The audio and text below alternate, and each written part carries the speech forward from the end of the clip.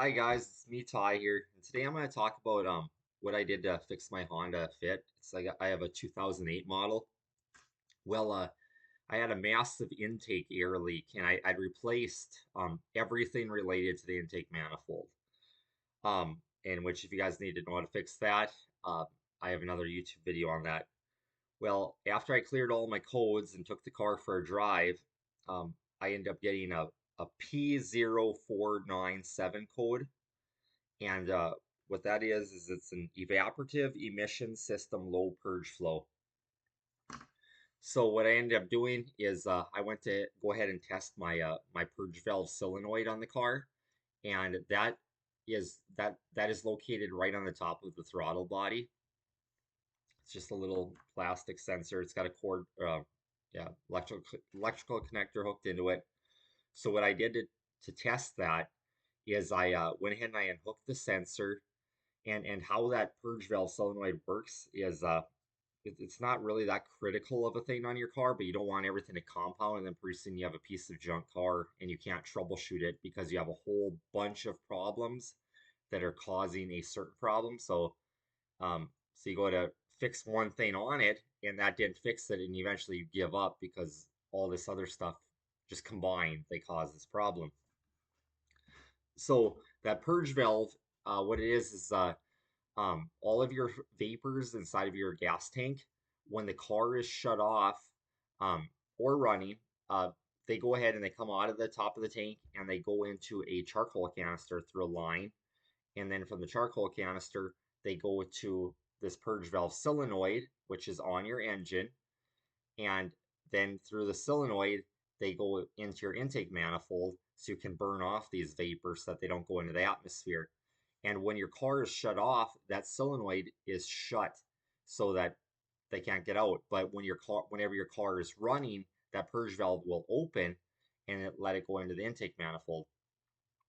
So what I did is I went ahead and I connected a test light, one end of it up to the negative battery cable, and then the pointed end I stuck into the end of the electrical connector coming from the wiring harness to the engine. And one is power and one is ground on there. And I stuck it in the right one right away, and my test light was dead in each of them. But as soon as I turned on the key, one of those, my test light just stayed on constantly. And I was like, okay, I got good power. Don't have to worry about any broken wires or anything. And then also I disconnected the vacuum hose that is connected to that purge valve. And with the engine running, you're supposed to feel some vacuum or hearing some clicking coming from it. Mine, there was absolutely no suction on it when I put my finger over it, and I didn't hear any clicking, so I knew that that solenoid was bad. So I ordered in a new one off eBay, probably like $13, something like that.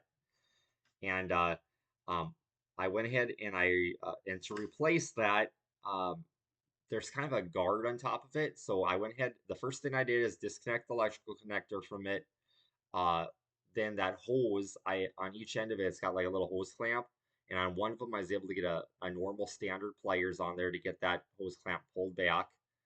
And then on the other one, I used the needle nose pliers to pull that hose clamp off.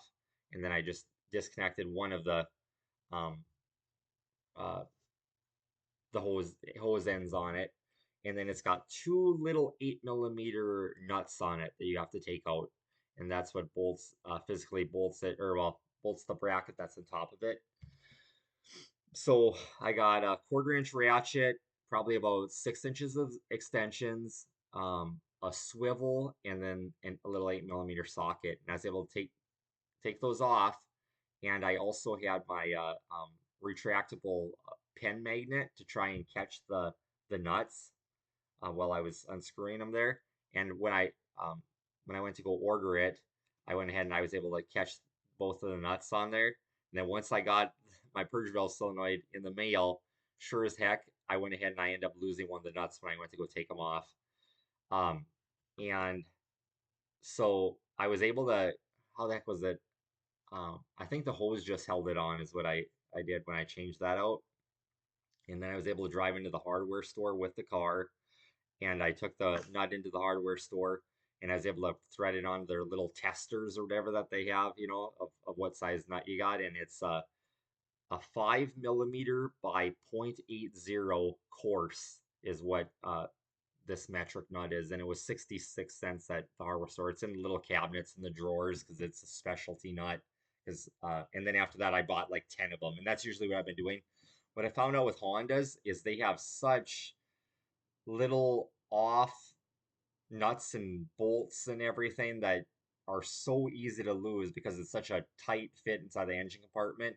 So I always go ahead and I'll stock up on a whole bunch of bolts. But with how expensive that these were, just 10 of them was like almost $8.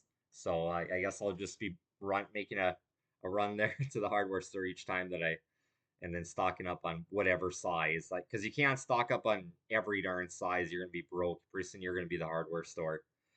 Um, so yeah, I replaced that solenoid and that code went and I cleared the codes and that never came back, you guys. So that's what fixed it for me. Um, I hope this helps you guys. If you guys like this content, I'll just keep kicking out more repair videos on the Honda Fits and a lot of the other stuff just to save you guys money so you can have a better life. All right, take care.